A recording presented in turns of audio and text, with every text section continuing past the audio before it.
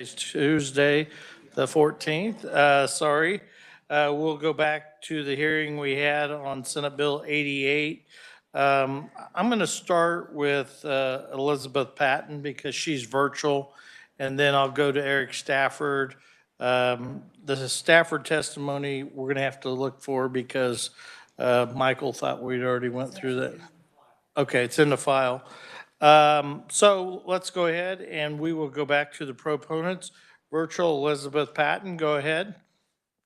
Hello, committee. Thank you, Chairman Olson, for the opportunity to testify today.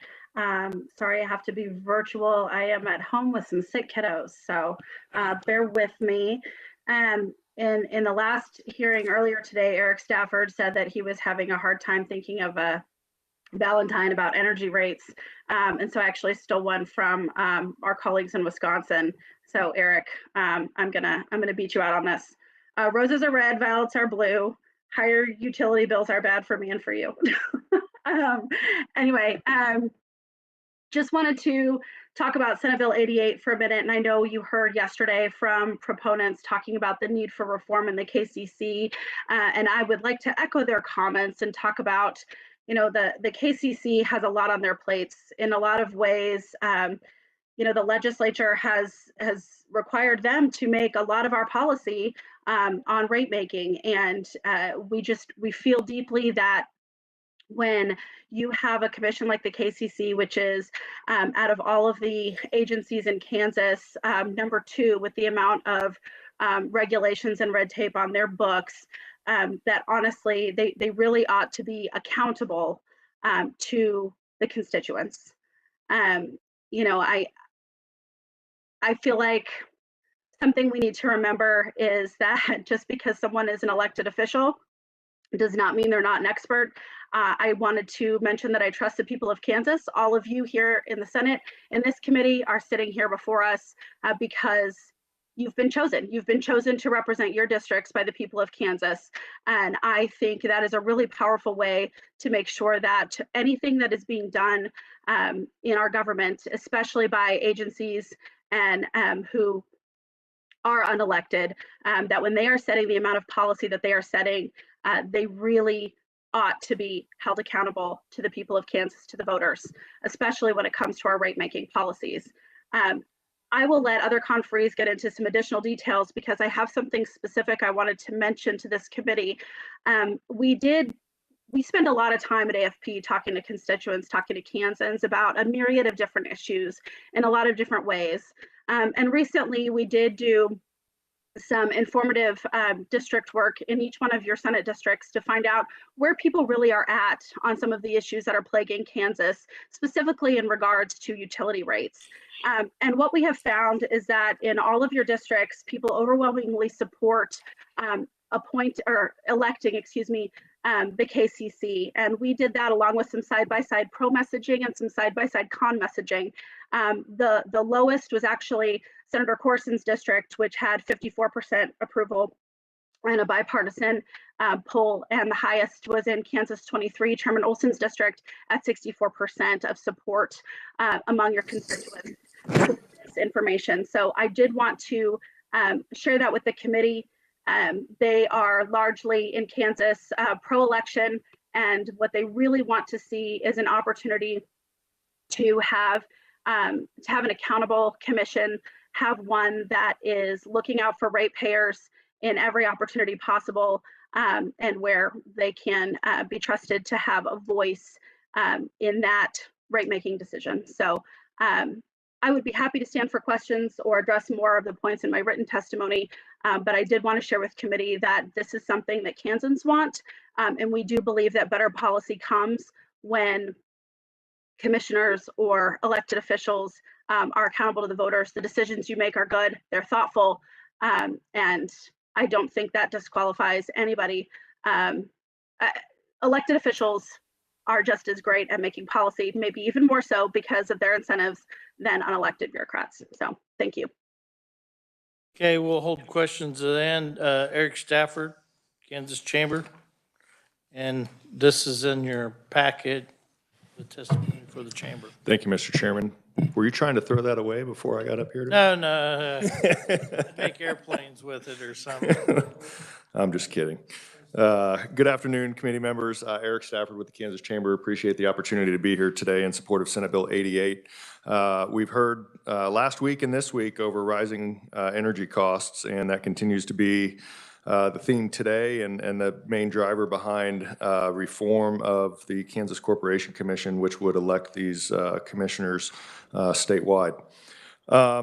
So I think I mentioned our legislative agenda in the past about some of the changes to our language and supporting efforts to achieve regionally competitive electric rates. One of our members, ratepayer members, asked to include delivery costs, just because, again, that, while rates have stayed relatively flat, the overall costs continue to increase at a much higher rate than especially inflation, but at a significant rate. Both the London Economic Study and our energy study that we had last summer completed came out really looking at excessive transmission build out as one of the main drivers of cost increases in the state. Also in our energy study was looking at modifications to the Corporation Commission, looking at statewide elections. And if this proposal isn't the right proposal, we are open to ideas as to what would be. What do those reforms look like? But ultimately, we would ask that this committee support reforms that would help the ratepayer and give the ratepayer more say in the process. There was an analogy given previously that talked about a group of businesses trying to tip the scales in their favor, and we're not trying to tip the scales, we're trying to just rebalance them and give a little bit more level playing field between the utility and ratepayers. Elections aren't a novel idea. I live in a service territory of a rural co-op here in Shawnee County. 2 streets over in our neighborhood, they are customers of Evergy. Our board of directors for the utility that serves my home is elected. I don't feel robbed that the board members are unqualified to be on the board of the co-op that represents where I live, but I also don't have a choice on who I can purchase my electricity from. Ultimately, again, adopting Senate Bill 88, we believe would provide direct accountability for all ratepayers, not just businesses, not just commercial industrial customers, but residential customers as well. So Kansans would be able to have a say in their interest and their utility rates of the regulated industries. As we were researching how many states had elections versus appointments and 5 members versus 3 members versus 7 members and all that, one thing that I noticed lacking from the KCC that other states have is a very explicit statement where those commissions work to balance the interest of utilities and the ratepayers. Our mission statement in the state of Kansas for the Corporation Commission says nothing about the ratepayers. They regulate the utilities for Kansans, but nothing about the ratepayers. And again, it comes back with the bills that this committee has been hearing, is we are seeking stronger representation for the ratepayers, and that is the main driver behind this, so we can have a balanced approach to where all interests are balanced, and that's our goal here. So happy to answer questions, Mr. Chairman, at the appropriate time, and appreciate the opportunity to be here today. Thank you, Eric.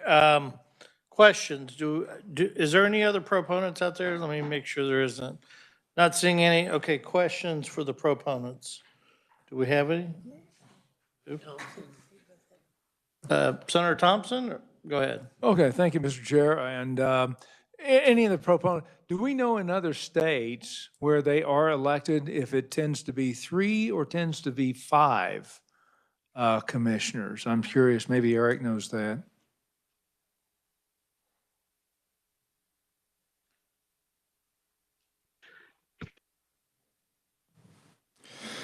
Thank you, Mr. Chairman. Senator, thank you for your question. If you could give me a second. Maybe if there are other questions while I look through. Alabama has 3, they're elected. You know what might be good if we just ask. I can send you this spreadsheet. That'd probably be the Okay, easiest that for the would be committee. good. Just put the spreadsheet together. Yeah. And we'll distribute it to Mail it everybody. out or something, Yeah. that'd be great. Okay. Would you just like me to send it to Michael? Yep, Is that would easiest? work great. Email it out. Yep. And great. then, do you have another one or? No, Senator Corson, I thought had his hand Okay, up. Senator Corson, go ahead. Thank you, Mr. Chair. I had a question for Mr. Snyder, which was, would you consider it to be a friendly amendment if we made the elections, if we made folks run nonpartisan? If we made them run without an R or D by their name, could we accomplish much of the same goal? But I think that we're just so polarized that would maybe be a way to turn down the temperature, focus more on the particular merits of the candidates. Would you consider that to be a friendly amendment or friendly change to the bill?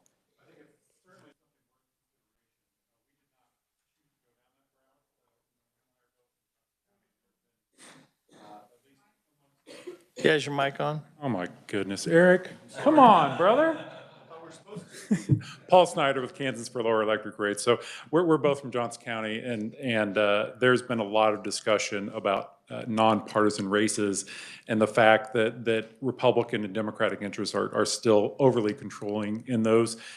We did not figure that the legislature as a whole would adopt a nonpartisan race. If you think there's potential for that, then I welcome the discussion. Other questions? Senator Francisco. Thank you, Mr. Chair. And this is probably for Eric Stafford. You were talking about balancing the rates among the ratepayers for individuals, for businesses. If we're making this elections, would you think that businesses or individuals would be most likely to contribute to campaigns? I know that the utilities can not, but do you see some differential between what businesses might be willing to contribute and what individuals might be interested in contributing for rate paying? Yeah, Senator, that's a good question, one that tries to get at whether you think that businesses can buy elections or not. And I would argue that everybody has the right to contribute freely in the democratic society that we have. There is a conflict when you're contributing to your regulated entity, the body that regulates your business, which is why it's there. But I don't think that there's been one proposal that we've stood up here on behalf of our membership for that has, on energy policy, that has put our members at a competitive advantage over residential ratepayers. I think our goal is to lower energy costs for all ratepayers. So I think that's a little probably misleading to create an assumption that businesses would operate in a way that hurts our members. The KCC has in fact said that the history of rates in the state of Kansas largely have been commercial industrial users pay higher to subsidize and keep residential costs lower. That's been something that's out there, but I don't think that, businesses or individuals who can contribute to these races, I don't think it's going to create an unfair structure for one class over the other. We're fighting for lower rates for everybody. You got a follow-up? I was not saying that the chamber was intending to do that. I just think there's some concern when not only are we talking about general rates, but we're talking about the balance of rates between groups. And I appreciate your comments. Further questions? Not seeing any. We'll go ahead and move on to the neutrals. John Idu.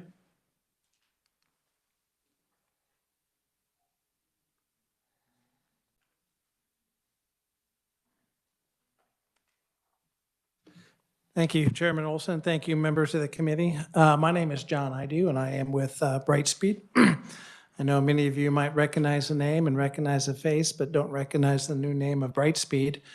Simply put, CenturyLink has now become Brightspeed in Kansas. It's not just rebranding, it is a brand-new company. Those details are in the testimony, and to save time, I'll just skip that over. Brightspeed is a phone company. We are regulated by the KCC, and I come to you taking no position on the merits of the Senate Bill 88 before you. I did want to point out, however, that if Senate Bill 88 is enacted into law, it is highly likely that the cost at the KCC will raise drastically. Excuse me. And as such, the regulated companies of the KCC pay the KCC and pay the curb assessments, as it is a fee-based agency. Our proposal would be, if this bill advances, is to amend Senate Bill 88 to move the fees of the KCC and the curb to the state general fund. And there's really, it's grossly unjust to require the regulated companies to continue to pay for that when you're adding all those additional costs. And outside of that, Mr. Chairman, that's my testimony, and I will stand for questions at the appropriate time. Hold questions on the neutrals. Next up, Jeff McClanahan, KCC.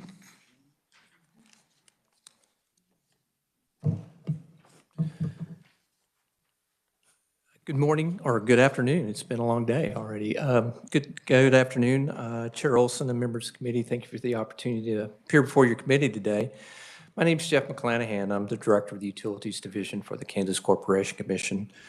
So staff is neutral on SB 88, but while we're neutral, we do have some concerns with moving the Utilities Division and litigation staff of the commission to the AG's office.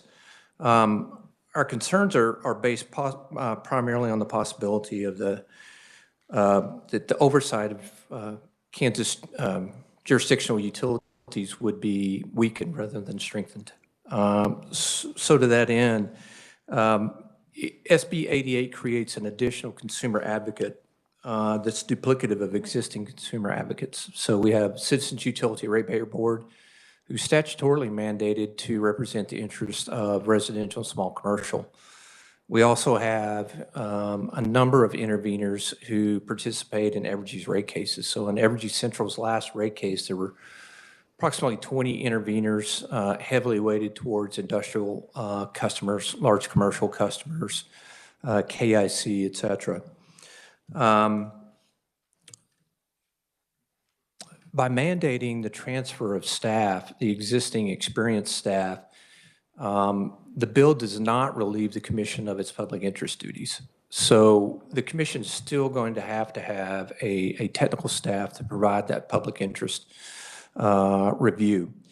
And you can't hire regulators, right, with experience. And so if we lose anyone in the transfer, with experience, we won't be able to replace those folks with experienced folks. It'll have to be hiring somebody new out of college and training them, and it's a long training cycle. It's about 5 years probably to become pretty effective at what you're doing.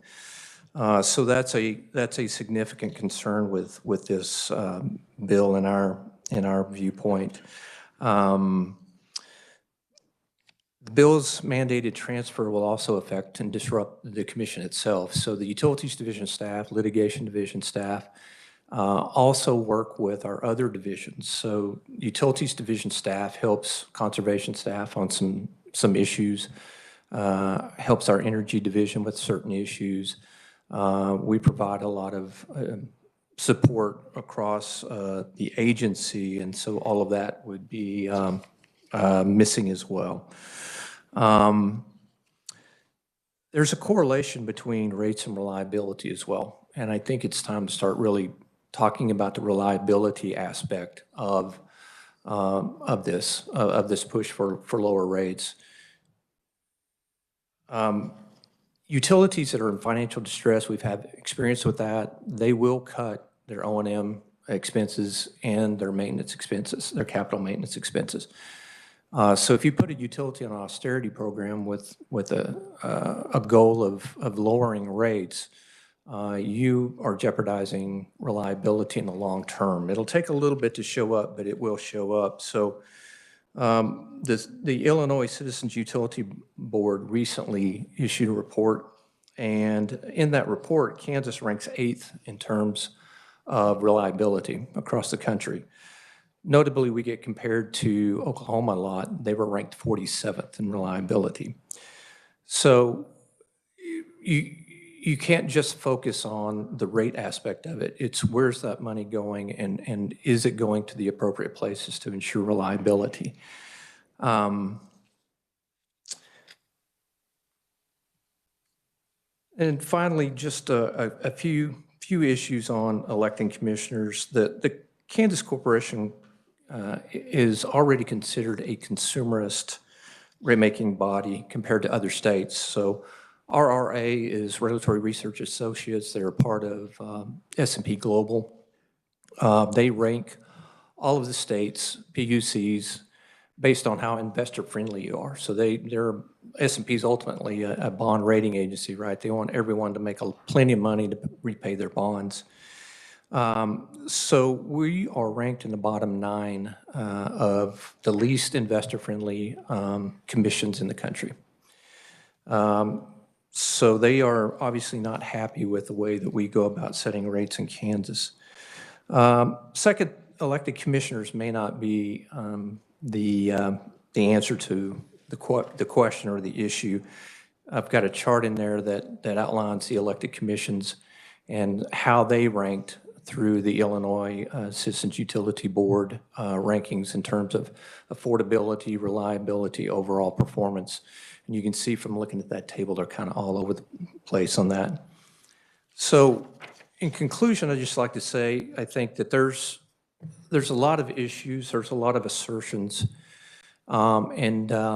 to unpack all of that, we would be more than happy to meet with anyone individually or the committee as a whole to walk through what we do and how we do it. I know, for example, one thing that was just said was that our mission statement does not indicate that we balance the public interest.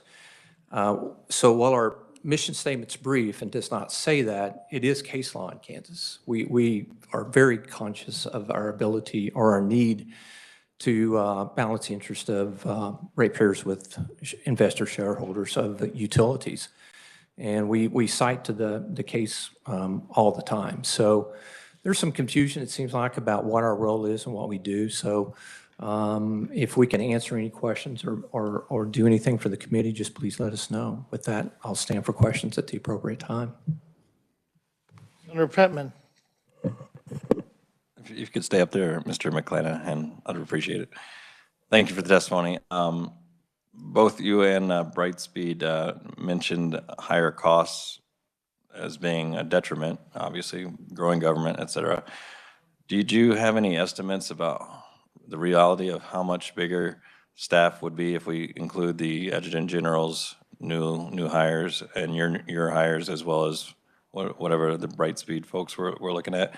Do you have an estimate about what you're looking at? So we would need to replace virtually everybody that we have today, and I think we included 1.2 million in additional cost for training those new folks and getting back up to speed. So it would cost us about 1.2 million plus just our existing FTE salaries that would be transferred would still exist. Which is? Do you know what our existing FTE salaries for those two are? For your division, 35. How much in terms of dollars? We have 35 FTEs, only about 19 would be affected. I don't have the salary numbers for that breakdown. We can get that number. We can get it for you. We'll get that for you. I just wanted to have a relative number about what we're talking about in terms of costs. Sure. Further questions, Senator Francisco? Thank you. This is also for Ms. McClanahan. You talked about reliability, and I'm remembering during Winter Storm Uri, the stories of businesses that were going to face significant costs if they had to be offline for 24 hours and then charge themselves. And it was particularly like auto industry painting, or some other robotics work. So did we have a figure for the cost of even just those short periods when electricity had to be curtailed? I don't know that I've seen a number in Kansas. I know the Texas number was astronomical, like over 20 billion, Justin? Somewhere in the neighborhood of $20 billion. in Texas. So hundreds of millions of dollars, probably getting close to $1 billion would be my guess, but that's strictly a guess. I know there's efforts underway to get more granular and to be able to evaluate, you know, what the cost for a long-term outage is. But that we haven't run those numbers for Kansas, and that project's not completed yet. So, Okay, quick follow-up. I know that the Southwest Power Pool focuses a lot on reliability. How would they be involved or not involved if changes were being made to try to reduce costs?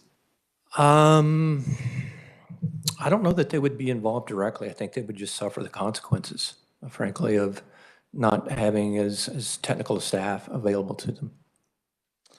Further questions? Not saying anything, you, Jeff. Thank you. We'll move on to the opponents. We have a couple written neutrals, so we'll start with Mark Spritzer. Am I saying that right?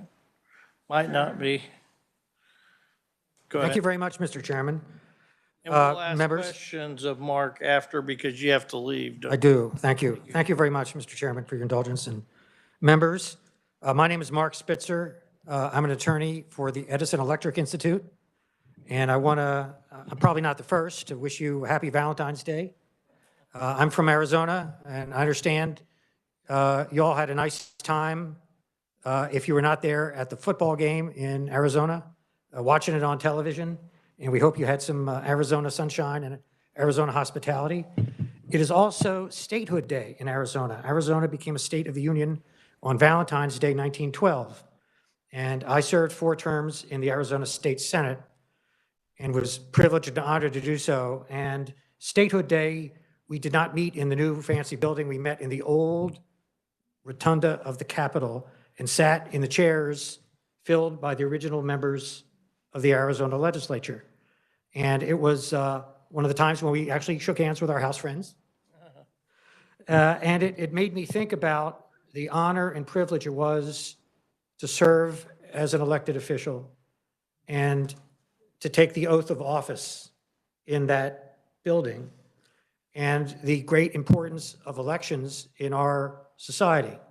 And I'm here to testify on the legislation before you in opposition to the election of commissioners, not because I have any animosity towards elections or any lack of respect for elected officials. We're all elected and I share those values, but I filed written testimony, and if any of you have trouble sleeping, you're welcome to read it. Mindful of the time, I'll sort of cut to the chase. I conclude in the testimony that election of the KCC would be a round peg in a square hole. It's simply not apposite to the job that is presently done. The Kansas legislature created the Corporation Commission. Elected legislators consider and enact statutes to provide for reliable and affordable retail energy for Kansas homes and businesses. The KCC implements those laws through rulemakings, regulations, and adjudication of rate cases in docketed trial-type proceedings. So the fundamental essence of the KCC's mission is different than that of the elected legislature. After I completed my Senate tenure, I ran for and was elected to the Arizona Corporation Commission in year 2000. And that's when the lights started to go out in the West because of the California energy crisis and the Enron. So it was a tough time, and I did not have a particular background in energy. I won my election. I was asked at one point by in the campaign trail by a constituent who was in her 90s, but this is early in the internet age, said, Senator Spitzer, I've looked up the duties of the Arizona Commission under Article 15 of the state constitution. Very complicated job, very complicated job. What are the qualifications? I said, ma'am, the qualifications are you have to be 25, have a pulse, and get the most votes. And she said, well, I'm not sure you're qualified. And I said, well, I do have an opponent who's a politician from Phoenix. And this speech was delivered in southern Arizona, where they don't like Phoenix very much. I said, if you want to vote for that person, you can go ahead and do so. but Winston Churchill's not on the ballot. So it's me and my opponent. And so it's a good-natured, and the campaigning was, I found, enjoyable. But I want to cover 7 points, and pleased to take your questions. And please, Mr. Chairman, members, please feel free to interrupt. I'm a lawyer. I'm used to that. And I go home, and it's Valentine's Day, and if I'm not back home tonight, I'm in trouble. Yeah, I think Mr. we Chairman. all are if we're not home. Why don't you run through your points and then? Right. Let me go those pretty quickly then. Time on task. The commission job is complex, and as I say in my testimony, since I was elected, it's gotten even more massively difficult and technical. Electrical engineering, reliability, environmental. It's important to keep time on task. And if you're an elected official, you care about your constituents. I know I did. I know you do. And you want to attend their meetings. You want to attend. You want to attend weddings. You don't like attending funerals, but you do that as part of your job if you have a dear friend and you represent. And that is just not consistent with the time on task necessary to be in the KCC. You need to be at the office every day. You really should not be doing little p political things that are important to an elected official, but not essential to the job of regulating the utilities in the state of Kansas. Secondly, rules violations large and small. Hundreds of times I would have constituents during the campaigns ask me about specific cases. And it's a very awkward and difficult conversation because you can't comment on a pending case. It's not appropriate. It's a violation of the commission rules, and it's a violation of the procedures. And more importantly, when there are communications by stakeholders, whether they're utilities talking to you, industrial groups talking to you, consumer groups, out-of-state utilities that want to buy assets in the state, those communications undermine the public's faith and confidence in the regulatory process. It undermines investors' confidence. The stakeholders, Mr. Chairman, want to believe that they get a fair shake. And if they feel that there are communications going on, problematic. In the legislature, I don't know about you, I would get lobbied at the Safeway. And that's perfectly fine. That's appropriate. That's the job of the member of the legislature. At the commission, though, it's considered ex parte and just not appropriate. And I found it increasingly during my tenure difficult to avoid those challenges. Secondly, limits those willing to serve. Everyone here voluntarily ran for office, and I enjoyed that. However, there are a large universe of people who I think would serve very well as regulators who would not be willing to run in a partisan elected campaign. And that narrows the universe of skilled people who have technical understanding of what is necessary to balance these very complicated competing interests of the various constituents. Next, electoral versus judicial process. And I alluded to this earlier, but in deciding rate cases, it is a judicial process where you have many interveners. And there are various groups. There are utilities fighting with each other. There are ratepayer groups, sometimes disagreeing with each other. There are in-state and out-of-state groups. And it is like a trial, and it was described, you have 20 interveners. Some cases there are more in other jurisdictions. You have to have a decorum in a trial-type setting. And it's, again, a round peg and a square hole with regard to these issues being decided. Public faith and confidence, I alluded to that when a partisan campaign becomes a political football. And if you have a Republican primary and a Democratic primary for the commission, then regulation of the utilities and the interests of the consumers and reliability become politicized in a way that is different in nature than a legislative race.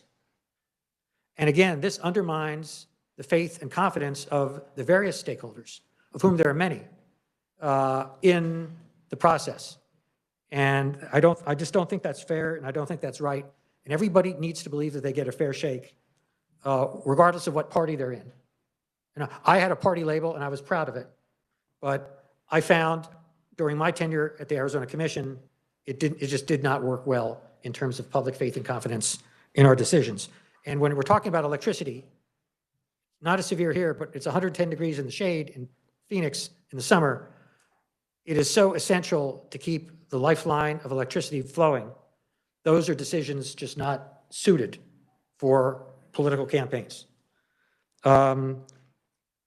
Finally, the issue of campaign finance. The measure provides that utilities do not contribute to candidates. I ran twice, primary, general election. I never accepted a contribution from a utility, and I wouldn't have because that's a third rail. If you're running for the commission in any state where they're elected, you don't take campaign contributions from the regulated utilities. The opponents would make such a hay of it. It's just the utilities don't even offer. So it's kind of a moot point. But Senator, you alluded to some of the even well-meaning groups that want to donate. It's the process of a regulator is to balance the competing interests. And it's not just the ratepayers and the investors like in the old days. As I say in my testimony, you've now got environmental groups that are involved in this process. And you've got fuels, people lobbying for various fuels, gas, coal, nuclear, hydrogen, and they would be spending money on political campaigns, and you'd have a cacophony of donations coming in to a process that is simply, Mr. Chairman, members, ill-suited to that. In Arizona, in one election cycle, a lot of money came in from a pro-utility group, and it was alleged that it tainted the election. And these were not direct donations. These were independent expenditure campaigns that are allowed under the federal campaign finance law as Citizens United. There's a decision of the United States Supreme Court. So it's like a balloon. You push the balloon and the air is going to go to the other side. Money in politics is just the way it is, as you all know from your experience. It will find its way in, and it was not disclosed properly, and it's just not good. In the last election in Arizona for the Corporation Commission, out-of-state billionaires put money in, over $4 million, and Arizona is a pretty small state, to influence the campaign for environmental groups. And they supported one party over the other. And I don't think that's fair. And these were people with no stake in Arizona. They wanted to make a statement. And Arizona voters and ratepayers and investors in utilities in Arizona, Mr. Chairman, were the guinea pigs for this. And there's under the Supreme Court law, there's no antidote to that. Money would come into the campaigns. We don't know from where. It could be any type of group. There was a group that wanted to eliminate Palo Verde Nuclear Generating Station, which provides zero carbon emission energy to the people of Arizona, and it's already in rate base, so it's basically been paid for by the ratepayers, and wanted to supplant it with another favored fuel. And this was, again, with special interest legislation from out-of-state donors coming in to Arizona to attempt to influence the election. I think it's better, Mr. Chairman, members, if the commission in Arizona were to be appointed. In New Mexico, it was formally elected. In the last election cycle, the voters of the state of New Mexico, where my grandma was from, so I'm very familiar with New Mexico, the voters decided to restore the commission to an gubernatorially appointed commission. And as of today, that is where it sits. So I think the more enlightened approach is to move in the other direction. And I think that's better government. And Mr. Chairman, members, I thank all of you for your indulgence and would appreciate your questions. Quick questions. Do we have any? No? Thank you. Thanks for coming. Thank you, Mr. Chairman. Okay, we'll move on. Chuck Caisley.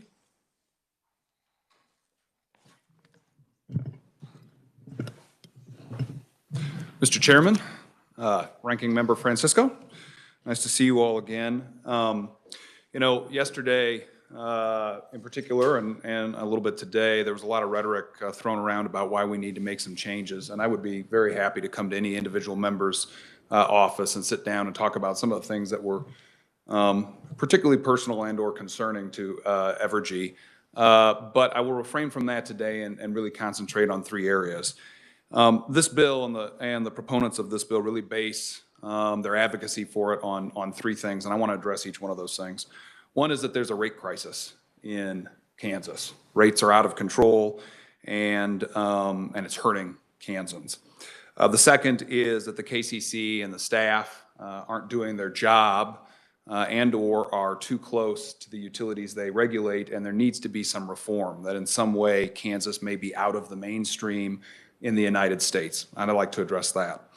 And then the third thing that this is hurting Kansas consumers, that there's a huge consumer outcry for change and for reform, even to the extent that it's hurting economic development, and I would like to address that.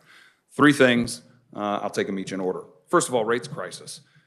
Factually, this is not Evergy's information. This is information that's readily available from the federal government. It's also things that we file with the Securities and Exchange Commission. So these are things that the officers in our company, if we file them and we're not accurate, we can face fines and personal jeopardy. First of all, since Evergy was created in 2018, there's been a large conversation about rates in the state. Testifying in front of this committee, I have always said that regional rate competitiveness was important and something that we needed to do better on.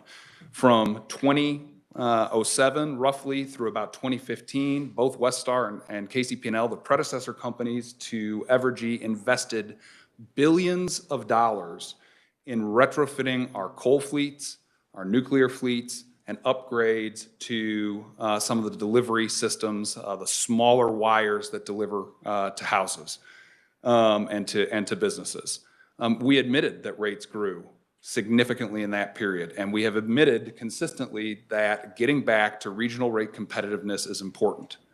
But let's look at the last 5 years. Let's look at the last 5 years since KIC and KLER and some of the others have started talking about this issue. First of all, we've seen 25 pieces of legislation. From our perspective, we haven't seen that in any other state in the United States we can see targeted at investor-owned utilities. We've passed 3 of them, working with those various stakeholders. So a lot of time and attention have been spent on this issue. But at the end of the day, what has happened is the merger that created Evergy has paid dividends over the last 5 years, and significantly so. How so? Well, through the third quarter of 2022, from the creation of Evergy, our rates have gone up about 0.7%. That stands in contrast to neighboring states to Kansas, where the average is 8.2%, and the Consumer Price Index, which has gone up about 18.4% over that time period. By anyone's imagination, that is considerable and significant progress made in the last 5 years, and largely enabled through the merger, which allowed us to cut more than 20% of our operating costs, or $233 million and counting as of today.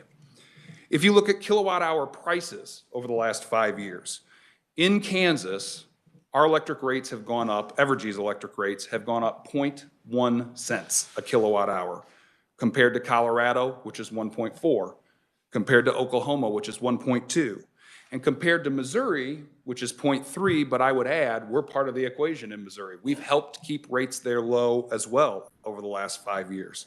That's between 3 and 14 times in the states that we do the most competition with in terms of economic development, their rates have gone up. I already mentioned the cost reductions that we've done. One more thing, we hear a lot about rate-based growth. What is rate-based growth? That is investment in our system. And proponents have advocated that by doing that, what we're really doing is we're really just padding our pockets. We're really investing in things, and that investment is what makes rates go higher.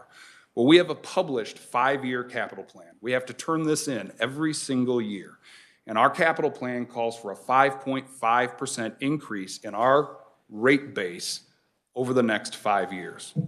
Let's compare that with published plans in our neighboring states. In Oklahoma, the major utility there is 13% higher than Evergy.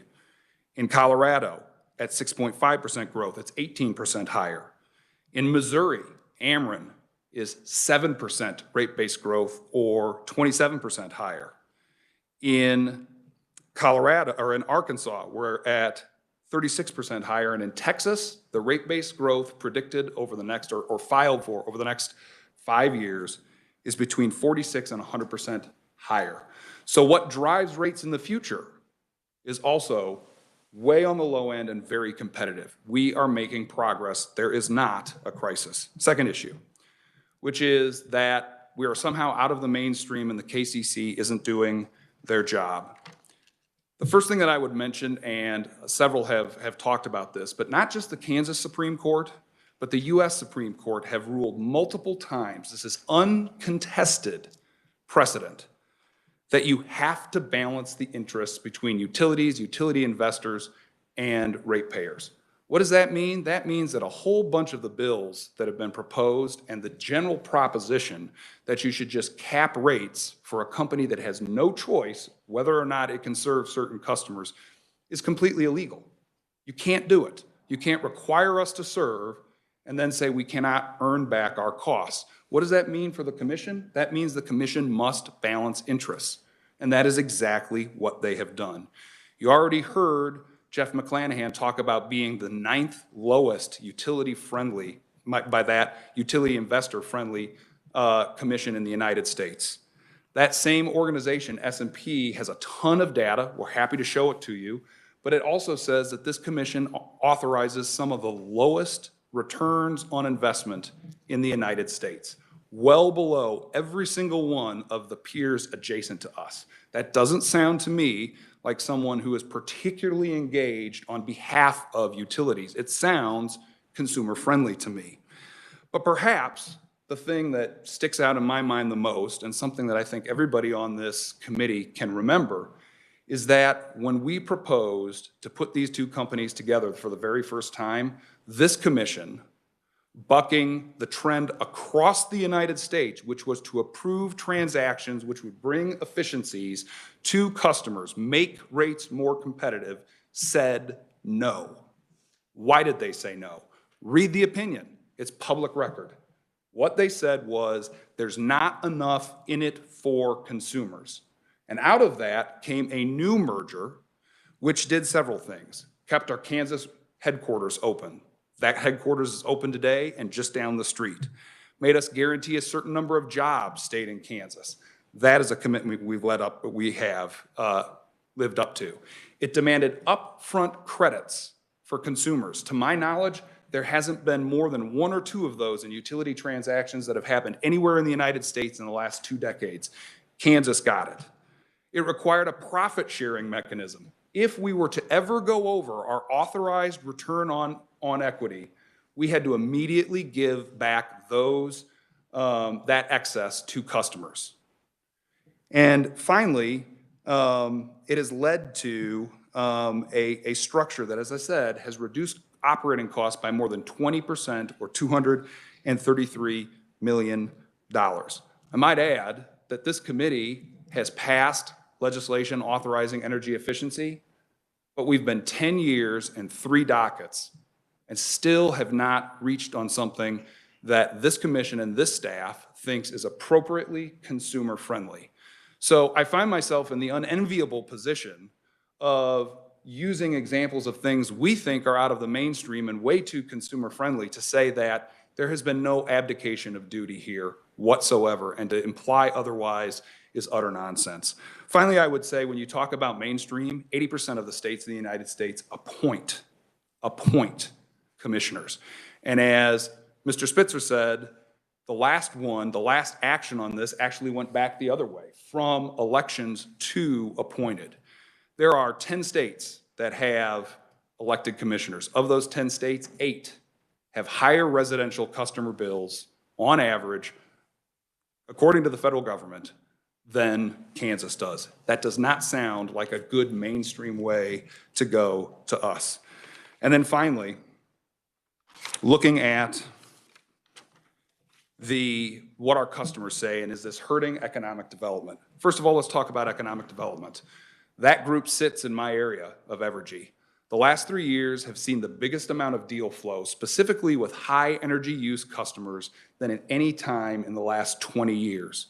We are absolutely cleaning up in Kansas with respect to advanced manufacturing and with respect to investments in high energy consuming companies. That would not be the case if we were not competitive. What's the last one? Well, the last one's only the largest economic development project in state history in Panasonic locating here. They were looking at Oklahoma. If they thought the long-term competitiveness of rates was difficult here, do you think they would have made a $4 billion investment? And as we sit here today, we have hundreds of megawatts of customers looking at us right now. But let's look at some empirical facts for residential customers, or what I like to say are voters. J.D. Power and Associates, residential customers, ranks us 4th in the Midwest. higher than almost every single utility that surrounds Kansas in terms of price and price to value. That's not us. That's J.D. Power and Associates. We actually also survey our top 500 customers every year, which account for approximately a quarter of our revenue, and ask them on a 10 scale, how do they think we're doing on price and how do they think we're doing on reliability? We are at an 8.89 and growing. It has grown every single solitary year since our merger. And then finally, we too did some polling because we wanted to know what our customers thought about this. Some of you may be familiar with a group called Remington Research. They've been used across the United States. They are a third-party group. We asked them to do a poll statewide. Ask the question, just summarizing, very plain language, what this would do. Elect KCC commissioners. 53% of registered voters in the state opposed it statewide. I can't speak to what Americans for Prosperity and their polling did, although we're willing to make the instrument, the methodology, and somebody from Remington Research available to this committee if they'd like to talk to them. After we said some of the things that could occur because of this, that number went to 67%. At the end of the day, what we believe at Evergy is there's no rate crisis. We are making considerable progress. This system is mainstream and has worked very well for Kansas. And other than a small number of consistent voices in this chamber, we are getting better, and there is not a hue and cry for change. One question was asked in conclusion, if this isn't the right solution, then what is? Well, maybe some of the proponents of this legislation who have very specific customers of ours would like to come forward and talk about their special contracts. Special contracts that have been enacted within the last 5 years, special contracts for one of them who's lowered their rates by about 13%. And if you're a customer of ours, then you pay for that. Every single one of you pays for that. Your businesses pay for that. Maybe they would like to be transparent on that. Maybe one way we could lower rates in the state is to do things like get rid of special contracts for very large utility customers. Now, I say that a little bit tongue-in-cheek because we think it's important to have competitive rates for folks who provide jobs. But these are the same companies who will fund the elections to tilt the scales just a little bit further in their favor. They already have competitive rates. They've already expanded here. And we think that this bill is a bad proposition for a problem that is largely being worked on in the system that we have. Thank you. Thank you, Chuck. Reagan McLeod, can we maybe just do a couple minutes and because we got a list here and. Yep, no problem. Good afternoon, Mr. Chair, members of the committee. My name is Reagan McLeod. I'm the manager of government relations for Kansas Electric Cooperatives. I will keep it really brief and just touch on a couple things that I think are important to the co-ops, but maybe haven't been covered in today's hearing. We put a tremendous amount of emphasis on the Senate confirmation process after the appointment process. We think that gives the legislature a tremendous opportunity to vet the candidates and ensure that they have the qualifications necessary to regulate an incredibly complex industry. These folks who members of the committee would know that these areas that they regulate are incredibly complex. Appointing them is the best way to identify the rare individuals capable of doing this regulatory work. And then the Senate, your chamber, has the ability to vet them to the level that you require to feel confident in their ability to serve. So we feel that the appointment process is the best way to find the most quality candidates. And I will stand for questions at the appropriate time. So Okay, we'll hold questions. Colleen Jennison? We'll hold questions at the end. Thanks. Go ahead. Minor correction, I am not Colleen Jennison with Cox. I am Colleen Jameson. I'm sorry. Very close, and I sorry. know our hair is very similar. So I just wanted to introduce myself. I am an attorney in private practice here in Kansas, and I think I hold a fairly unique position in the state in that I have practiced in front of the KCC as an attorney for 23 years. 11 and a half years of that was spent on the staff of the KCC, and the last 11 and a half years of that was spent in private practice. And so I have seen both the regulator and the regulated side. And although I'm former staff attorney and now on the private side, I have to say that I think that the KCC staff does an amazing job in doing what they do. Mr. McClanahan is correct, and I can say from personal experience that the learning curve is a very long, slow learning curve.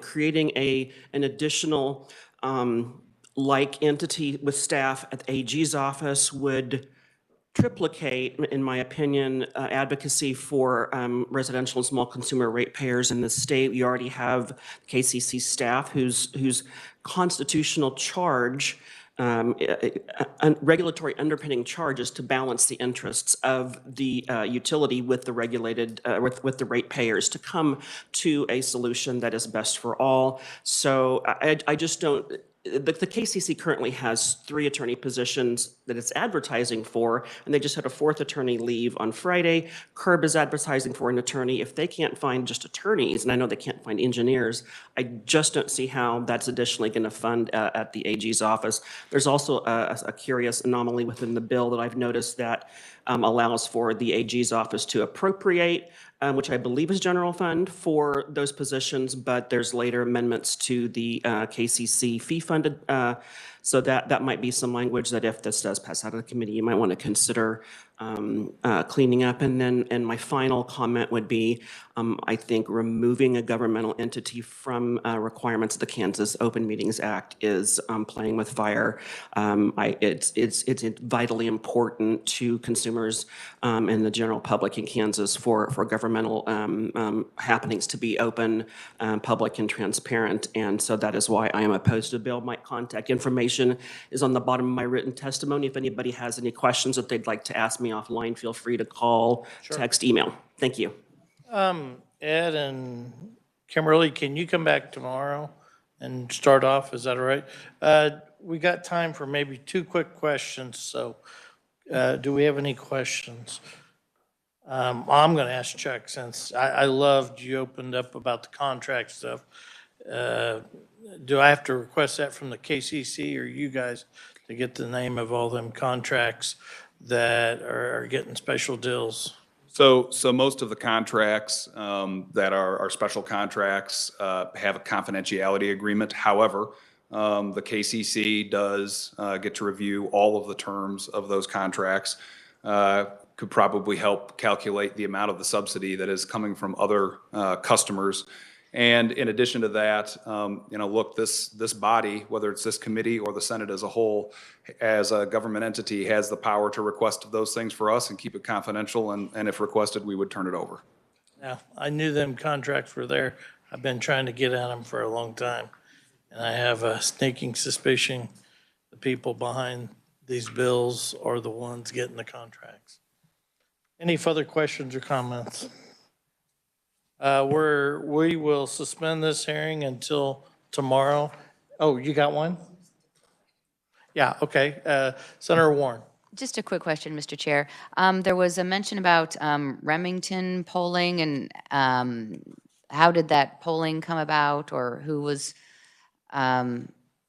worked with to make that polling happen? Yeah, so we have several independent pollsters that we work with from time to time. One is Wilson Research, one is Remington. In this particular case, we had folks call them up and ask them to survey, statewide survey in Kansas. We'd be happy to turn over the raw results, the methodology, all of that. And again, if somebody would like to talk to Remington Research, we can make that available as well. Thank you, appreciate that. Thank you, Mr. Chair. I may follow up. Thank you. Thank you. We'll suspend this hearing and we'll pick this up first thing tomorrow, and then we will move on to our bill we have tomorrow. So with that, we're adjourned. Thank you.